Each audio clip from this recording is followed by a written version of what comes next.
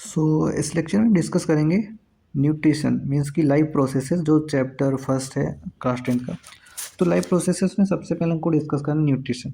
तो न्यूट्रिशन होता क्या? न्यूट्रिशन ये होता है कि मीन्स की न्यूट्रिशन एक प्रोसेस होता है जिसमें क्या होता है कि हमारी जो बॉडी है वो फूड को या फिर फूड से न्यूट्रिएंट को कैसे ले रही है, वो आता है न्यूट्रिशन के अंदर। मीन्स कि फूड से न्यूट्रिएंट मतलब फूड से जो न्यूट्रिएंट है वो कैसे निकल रहा है, मीन्स कि अगर डाइजेशन हो रहा है तभी फूड से न्यूट्रिएंट निकल रहा है। तो ये आता है न्यूट्रिशन के अंदर। न्यूट्रिशन जो होता है ये बेसिकली दो टाइप का होता है। एक होता है हेट्रोट्रोपिक एंड दूसरा होता है ऑटोट्रोपिक। हेट्रोट्रोपिक में ये होता है कि जो ऑर्गेनिज्म होता है वो अपने फूड के लिए दूसरे ऑर्गेनिज्म पे डिपेंड रहता है। जैसे यहाँ पे है होलोजोइक हो गया, सेप्रोफिटिक हो गया एंड पैरासिटिक हो गया। ये तो होता है हमारा हेट्रोट्रोपिक में। देन आता है हमारा ऑटोट्रोपिक। ऑटोट्रोपिक न्यूट्रिशन में क्या होता है कि जो ऑर्गेनिज्म होता है ये अपने फूड के लिए दूसरे ऑर्गेनिज्म पे डिपेंड नहीं रहता, बल्कि ये अपने फूड के लिए मतलब ये अपना फूड खुद बनाता है। यहाँ पे लिखा है दी मीन्स की process of synthesis their own food for itself. यहाँ पे क्या होता है फोटोसिंथेसिस में क्या होता है कि जो प्लांट होता है या फिर जो ऑर्गेनिज्म होता है ये अपने लिए खुद फूड बनाता है, ना कि ये फूड के लिए किसी दूसरे ऑर्गेनिज्म पे डिपेंड रहेगा। बट होलोजोइक में क्या होता है या फिर हेट्रोट्रोपिक में क्या होता है कि जो ऑर्गेनिज्म होता है ये अपने फूड पे दूसरे ऑर्गेनिज्म पे डिपेंड रहेगा। जैसे होलो हेट्रोट्रोपिक में हमारा तीन आता है। होलोजोइक होता है, सेप्रोफिटिक होता है एंड पैरासिटिक होता है। होलोजोइक क्या होता है, ये सॉलिड फूड पे डिपेंड रहेगा, मतलब अपनी फूड के लिए जिस पे डिपेंड रहेगा वो सॉलिड मीडियम में रहेगा, मतलब जो जिस फूड पे डिपेंड रहेगा वो फूड सॉलिड मीडियम में रहेगा।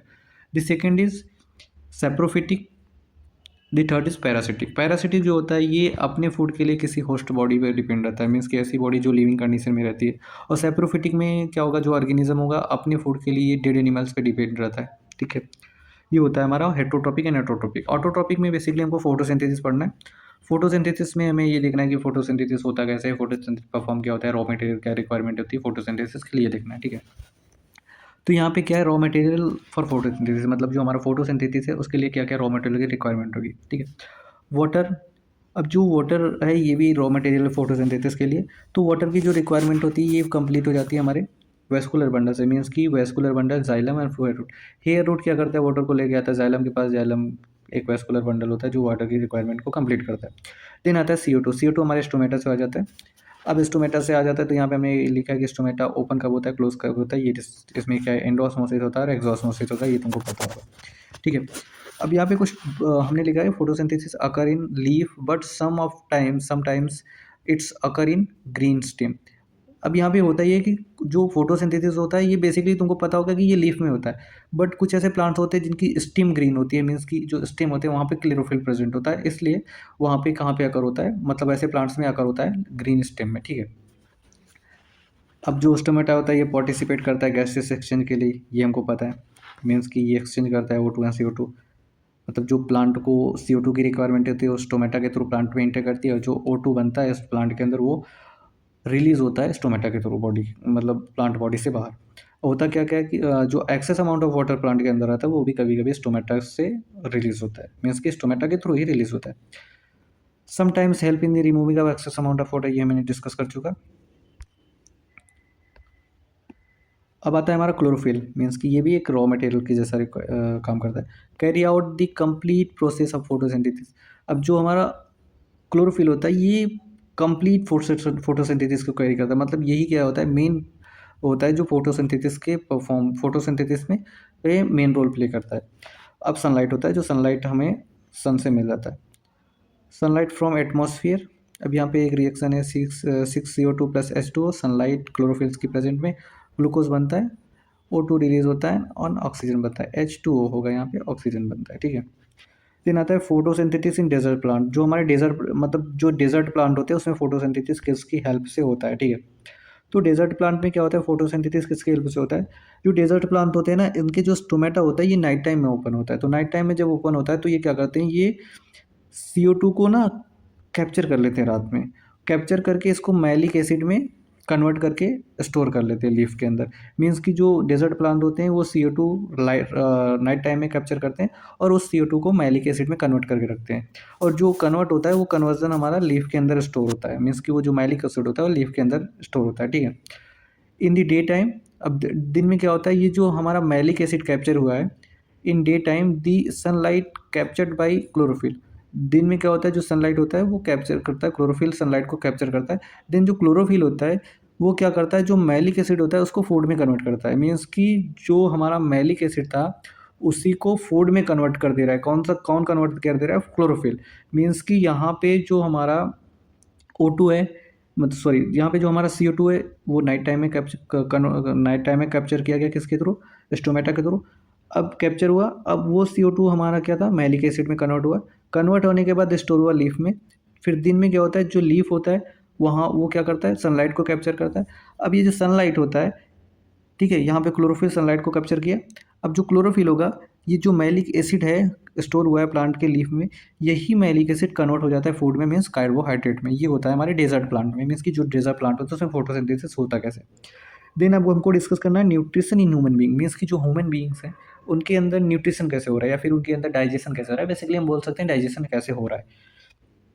न्यूट्रिशन इन ह्यूमन बीइंग में हमें सबसे पहले डिस्कस करना है कि ह्यूमन बीइंग्स के अंदर कौन कौन से डाइजेस्टिव सिस्टम इन्वॉल्व है, या फिर ह्यूमन बीइंग में जो न्यूट्रिशन हो रहा है उसमें कौन कौन से पार्ट्स इन्वॉल्व हैं।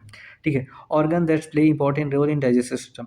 यहाँ पे कुछ ऑर्गन मेंशन किए गए जो डाइजेस्टिव सिस्टम में एक इंपॉर्टेंट रोल प्ले करते हैं। इन सारे ऑर्गन्स को मिलके हम बोलते हैं एलिमेंट्री कैनाल, जो हमारी बॉडी में, जिसको हम एलिमेंट्री कैनाल बोलते हैं। इनकी कंप्लीट लेंथ होती है 9 मीटर। ठीक, इसमें कौन कौन से ऑर्गन्स आते हैं, पहला आता है माउथ, जिसको हम बक्कल कैविटी बोलते हैं, और इसोफेगस, जिसको फूड पाइप बोलते हैं, stomach, small intestine, large intestine, rectum. ठीक है, ये सीरियल वाइज से पहले माउथ में डाइजेशन होगा, देन इसोफेगस से स्टोमक में आएगा, स्टोमक से स्मॉल इंटेस्टाइन में, फिर लार्ज से रेक्टम के थ्रू बाहर निकल जाएगा वेस्ट मटेरियल। ये होता है डाइजेशन इन ह्यूमन बीइंग। ये तो हमारा बस एक शॉर्ट था। ठीक है, देन आता है हमारा मेन की ह्यूमन बीइंग में डाइजेशन कैसे होता है। ठीक है, तो ये थोड़ा सा था, इसको हमको इससे हम नहीं डिस्कस करते हैं अभी। हम डिस्कस करते हैं कि न्यूट्रिशन में होता क्या है, या फिर न्यूट्रिशन में 5 प्रोसेसेस होते हैं: ingestion, digestion, absorption, assimilation and egestion. Ingestion में हम फूड को इंटेक करते हैं, इंटेक मीन्स की माउथ से फूड को इंटेक किया माउथ के थ्रू। देन डाइजेशन में क्या होगा, फूड का ब्रेक डाउन होगा, मीन्स की जो कॉम्प्लेक्स सब्सटेंस है उनको सिंपल सब्सटेंस में कन्वर्ट किया जाएगा। एब्जॉर्प्शन में क्या होगा, जो ब्रेक डाउन हुआ है उस ब्रेक डाउन को एब्जॉर्ब किया जाएगा और ब्लड में रिलीज किया जाएगा। ठीक है, एब्जॉर्प्शन। एसिमिलेशन में क्या होता है, यूटिलाइजेशन ऑफ फूड का यूटिलाइजेशन होता है। इंजेक्शन में क्या होता है, जो वेस्ट मटेरियल होता है उसको हम रिमूव करते हैं। ये 5 प्रोसेस होते हैं। अब इन्हीं को हमें पढ़ना है कि ये होता कैसे है। यहाँ पे न्यूट्रिशन इन ह्यूमन बीइंग में क्या होता है, माउथ के थ्रू हम फूड को इनटेक करते हैं, intake of whole food through the mouth. अब यहाँ पे माउथ के थ्रू हमने फूड को इनटेक किया, इनटेक करने के बाद क्या होता है, जो हमारा टीथ होता है ये फूड को च्यू एंड ग्राइंड करता है। च्यू एंड ग्राइंड किया, च्यू एंड ग्राइंड करने के बाद होता ये है कि जो हमारे माउथ में जो टंग्स होते हैं ये काम क्या करता है, ये फूड को सेलाइवा के साथ मिक्स करता है। मिक्स करने के बाद क्या करता है, ये फूड को पुश करता है ओएसोफेगस के अंदर। ठीक है, मीन्स कि टंग्स फूड को सेलाइवा के साथ मिक्स करेगा, मिक्स करने के बाद वो क्या करेगा, फूड को पुश करेगा ओएसोफेगस के अंदर। और एक काम और करता है, वो फूड को टेस्ट बताता है, टंग्स जो होता है फूड का टेस्ट बताता है कि उसका टेस्ट कैसा है, क्योंकि जो हमारे टंग्स होते हैं उस पर प्रेजेंट होते हैं टेस्ट बड्स। ठीक है, तो हमें अब ओइसोफेगस से पहले हमें डिस्कस कर लेना है सिलाइवा होता क्या है। ठीक है, वैसे बेसिकली तुम्हारे बुक में सिलाइवा ज़्यादा दिया नहीं है, फिर भी हम डिस्कस कर लेते हैं कि सिलाइवा के कंपोनेंट क्या क्या होते हैं, सिलाइवा किससे किससे मिलकर बना होता है। ठीक है, तो हमारा सिलेवरी ग्लैंड होता है, सिक्रेट करता है सिलाइवा एंड म्यूकस। ठीक है, सिलाइवा एंड म्यूकस सिक्रेट करता है। ठीक है, ये अभी तो हमने डिस्कस किया। अब यहाँ पे हमें डिस्कस करना है कि जो सिलाइवा होता है वो क्या कंटेन करता है, मतलब मीन्स कि सिलाइवा के अंदर क्या क्या होते हैं, या फिर सिलाइवा के कंपोनेंट्स क्या क्या होते हैं। तो यहाँ पे हमें डिस्कस करना है सिलाइवा। सिलाइवा कंटेन्स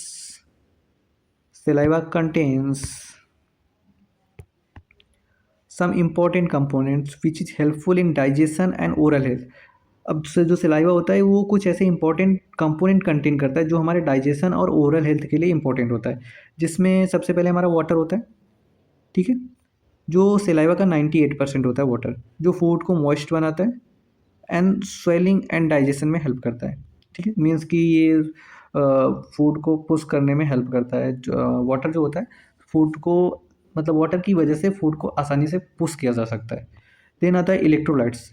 हमारे जो सिलाइवा होता है उसमें इलेक्ट्रोलाइट्स भी प्रेजेंट होते हैं, इंक्लूड आयंस हो गया, सोडियम हो गया, पोटेशियम हो गया, कैल्शियम हो गया, बाइकार्बोनेट हो गया एंड फॉस्फेट हो गया, which helps maintain oral pH. अब ये जो बाइकार्बोनेट सॉरी ये जो इलेक्ट्रोलाइट्स होते हैं ये क्या करते हैं, ओरल पीएच को मेंटेन करते हैं और एंजाइमेटिक एक्टिविटी को भी कहीं ना कहीं, एंजाइमेटिक एक्टिविटी में भी कहीं ना कहीं ये पार्टिसिपेट करते हैं। अब हमारा जो सेलाइवा होता है इसमें एंजाइम क्या क्या प्रेजेंट होते हैं। The first is amylase. Amylase present होता है। एमाइलेज को हम टाइलिन बोलते हैं। ये क्या करता है, स्टार्च का ब्रेक डाउन करता है माल्टोज में, मीन्स कि स्टार्च को माल्टोज में कन्वर्ट करता है। स्टार्च कॉम्प्लेक्स शुगर है, इसको माल्टोज में कन्वर्ट करता है सिंपल शुगर में। देन प्रेजेंट होता है लाइपेज। लाइपेज क्या करता है, being the digestion of food, sorry being the digestion of fat but limited not complete. मतलब जो लाइपेज होता है वो फैट का डाइजेशन करता है बट लिमिटेड, मतलब कि एक लिमिटेड अमाउंट में, ना कि कंप्लीट डाइजेशन करता है। देन जो हमारा सलाइवा होता है म्यूकस भी कंटेन करता है। अभी म्यूकस क्या करता है, प्रोवाइड लुब्रिकेशन, ये फूड को लुब्रिकेशन प्रोवाइड कराता है, जिससे क्या होता है फूड आसानी से ओएसोफेगस से स्टोमक तक पहुंच जाता है। ठीक है, फैसिलिटेट चीविंग एंड स्वेलिंग। ठीक है, अब हमारा जो सेलाइवा होता है उसमें कुछ एंटी माइक्रोबियल एजेंट्स भी होते हैं जो शायद हमारे बुक्स में नहीं दिया है, फिर भी डिस्कस कर लेते हैं थोड़ा सा। एंटी माइक्रोबियल एजेंट्स जैसे कि lysozyme, help in the break down of bacterial cell wall. Lysozyme क्या करता है, बैक्टीरियल सेल वॉल को डिग्रेड करता है या फिर ब्रेक डाउन करता है। लैक्टोफेरिन होता है जो बाइंड करता है, बाइंड आयरन्स होते हैं, ये क्या करता है, बैक्टीरियल ग्रोथ को इनहिबिट करने का काम करता है, मतलब बैक्टीरियल ग्रोथ को रोकता है। इम्यूनोग्लोबुलिन ए होता है, ये क्या करता है, हमारी provide immune defence against pathogen, ये इम्यून डिफेंस प्रोवाइड कराता है अगेंस्ट पैथोजन, ये सलाइवा में प्रेजेंट होता है। देन प्रेजेंट होता है प्रोटीन, देन प्रेजेंट होता है प्रोटीन, इसमें प्रोलीन विथ रिच प्रोटीन होता है, means protein rich protein means कि ऐसा प्रोटीन जिसमें अमाइनो एसिड ज़्यादा होता है, जो हमारी टीथ और माउथ टिश्यू के लिए बहुत बेनिफिशियल होता है। ठीक है, ये होता है हमारा सेलाइवा। इतना तो हमारा सेलाइवा, हमने सेलाइवा में इतना डिस्कस। दिन ये देखना है कि ये जो सेलाइवा होता है ये कौन कौन से ग्लैंड से सिक्रिएट होता है। तो जो सेलाइवा होता है बेसिकली 3 टाइप के ग्लैंड से सिक्रिएट होता है। This first is parietal, second is सब मैंडिबुलर, थर्ड इज सब लिंगुअल। जो पेराइटल होता है ये सेलाइवा सिक्रिएट करता है। सब मैंडिबुलर जो होता है ये सेलाइवा एंड म्यूकस दोनों सिक्रिएट करता है।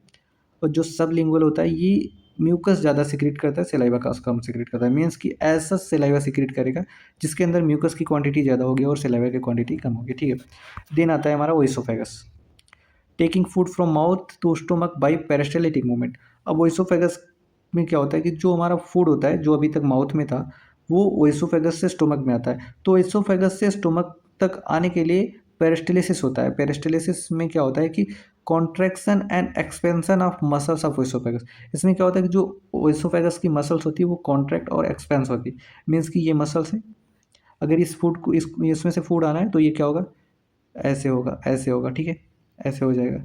तो यहाँ पे फूड है, यहाँ पे नहीं है, तो यहाँ पे आएगा तो ये वाला ऐसे हो जाएगा। ठीक है, तो ये होता है कॉन्ट्रैक्शन स्टोमक एक्सपेंशन। देन आता है स्टोमक। अब स्टोमक को डिस्कस कर लेते हैं थोड़ा सा।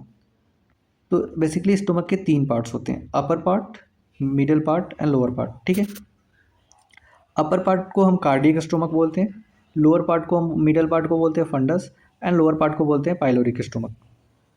अब जो स्टोमक होता है उसका जो इनर लेयर होता है, ठीक है, वो क्या काम करता है ये देख लेते हैं। इनर लेयर ऑफ स्टोमक, जो हमारा इनर लोअर होता है स्टोमक का, उसको हम म्यूकोसा बोलते हैं क्योंकि वहाँ पे म्यूकस प्रेजेंट होता है। Contain branch tubular glands. अब ये जो इनर लोअर होता है स्टोमक का ये कई ब्रांच ट्यूबुलर ग्लैंड कंटेन करता है, जिसको हम बोलते हैं गैस्ट्रिक ग्लैंड, जहाँ पे गैस्ट्रिक जूस का सिक्रीशन होता है। ठीक है, it has 4 major type of cell. अब ये जो गैस्ट्रिक ग्लैंड होता है इसमें 4 मेजर टाइप के सेल्स होते हैं। The first is oxyntic cell. पहला ऑक्सीनेटिक सेल होता है जिसको हम पेराइटल सेल बोलते हैं, जो HCl का सिक्रीशन करता है। अभी समझ में आया कि जो हमारे स्टोमक के अंदर HCl होता है वो बनता कहाँ से। तो जो हमारा ऑक्सीनेटिक या पेराइटल सेल होता है ये HCl द्वारा सिक्रेट किया जाता है। देन आता है हमारा पेप्टिक सेल। पेप्टिक सेल या फिर चीप सेल, ये क्या करता है, पेप्सिनोजेन या फिर पेप्सिन का सिक्रेशन करता है। अभी पता है कि स्टोमक के अंदर पेप्सिन भी होता है, म्यूकस भी होता है और HCl भी होता है।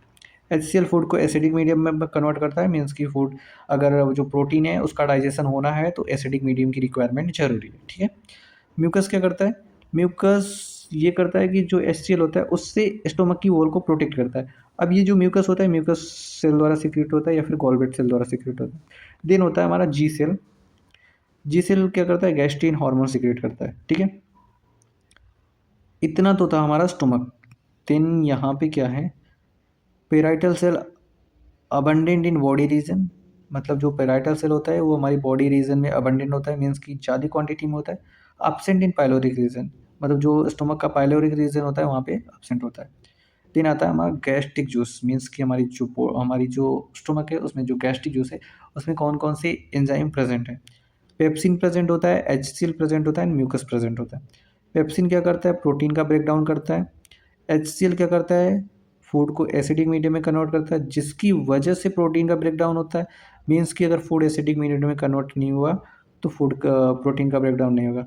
म्यूकस क्या करता है, protect inner lining of the stomach, मतलब जो स्टोमक की इनर लाइनिंग है उसको प्रोटेक्ट करने का काम करता है। अब जो इनर लाइनिंग होती है वो एपिथेलियल की बनी होती है, ये तुमको पता होना चाहिए, क्योंकि अगर तुमने टिश्यू डिस्कस किया तो वहाँ पे पता होना चाहिए कि जो स्टोमक की इनर लाइनिंग होती है स्टोमक एपिथेलियल की बनी होती है, ठीक है।